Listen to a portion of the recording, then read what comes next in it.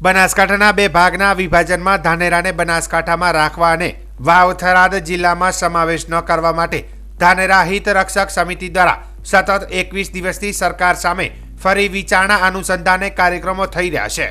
જે સંદર્ભે આજે ધાનેરા હિત રક્ષક સમિતિ દ્વારા ધાનેરા 3 રસ્તા રામેશ્વર મંદિર ખાતે હવન યજ્ઞનું આયોજન કરવામાં આવ્યું હતું અને તેઓએ કહ્યું હતું કે સરકાર સામે અમે વિરોધ દર્શાવી સમજાવીને થાક્યા છીએ। આખરે હનુમાન દાદાને આવેદનપત્ર આપી વિનંતી કરી છે કે સરકારમાં બેઠેલા અમુક લોકોને ભગવાન તમે સદબુદ્ધિ આપો અને ફરીથી બનાસકાંઠાની ધાનેરામાં જ રાખે હાલ લીધેલા નિર્ણયો રદ કરવા માટે આજે અરજી કરી હતી। આ પ્રસંગે હવન આહુતિ માટે મોટી સંખ્યામાં તમામ જાતિના લોકો ઉપસ્થિત રહ્યા હતા। આમ ધાનેરા તાલુકાને લઈને અનેક કાર્યક્રમોનો સિલસિલો ચાલુ રહ્યો છે। હવે આ સિલસિલોનો અંત ક્યારે અટકે એ તો આવનારા સમયમાં જ ખબર પડશે। છેલ્લા 21 દિવસથી હિત રક્ષક સમિતિ અને તમામ જાતિના લોકો, એમાં કોઈ રાજકીય વાત નથી, આ ધાનેરાને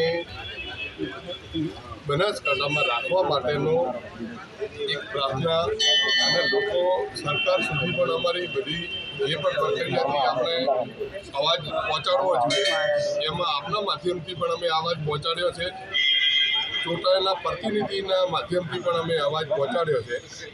પણ તેમ છતાં આજે 21 દિવસથી સરકાર સાંભળતી નથી।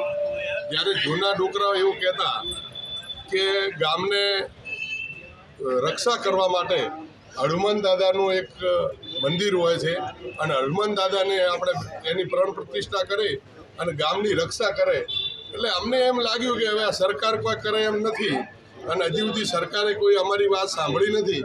તે હનુમાન દાદાને આજે અમે હનુમાન દાદાનો યજ્ઞ કરી અને હનુમાન દાદાને આ ધાનેરા તાલુકાનો રક્ષા કરવા માટે અને સરકારને સદબુદ્ધિ સૂજે એના માટે કરીને યજ્ઞનું આયોજન કરવામાં આવ્યું છે। સાથે સાથે મારે આપના માધ્યમથી એક વાત બીજી બી કરવી છે કે બનાસકાંઠાને આજે વાવ થરાદની અંદર ધાનેરાને જોડ્યું હોય ત્યારે મને એક વાતની ખબર નહીં પડતી કે સામે આ કોણ કરાવે છે કે ભાઈ અમારે વાવ થરાદમાં જવું છે। આ બધું ડેરીઓના માધ્યમથી, અમુક સંસ્થાના માધ્યમથી આ બધું એમને તમને વાવ થરાદમાં નાખી, વાવ થરાદમાં તો આપણે મૂકી દીધા છે, તો તમારે રેલીઓ કાઢવાની ક્યાં જરૂર છે? જેને જરૂર છે કે ભાઈ અમારે વાવ થરાદમાં નથી જવું એની વાત છે। તમને હજી વાવ થરાદમાંથી ધાનેરામાં સામેલ કરે ત્યારબાદ તમારે આ કાર્યક્રમ કરવો જોઈએ, પણ આ કાર્યક્રમ કોઈ રાજકીય ઇશારે થાય છે અને એક એવો ઝેર ફેલાવે છે કે આ અમારા તાલુકાને તોડવાનું કામ જે પણ વ્યક્તિ કરે છે એને હું આ દાદા પર પ્રાર્થના કરું છું કે દાદા હવે અમારાથી અમે તો એમને સમજાવીને થાક્યા, પણ આપને અમે વિનંતી કરા કે આપ પણ એમને કંઈક ચમત્કાર આપો તો આ લોકોને સદબુદ્ધિ આવે, કારણ કે સદબુદ્ધિ આવતી જ નથી। એમને વાત સમજવાની જરૂર છે કે અમને વાવ થરાદમાં નોખ્યા એટલે અમે આ બધા કાર્યક્રમો આપીએ છીએ। એમને તો વાવ થરાદમાં જવું છે તો પણ તમને લીધા ના એ તો શું કરવા, તમે સામેથી શું કરવા કાર્યક્રમ આપવો પડે છે?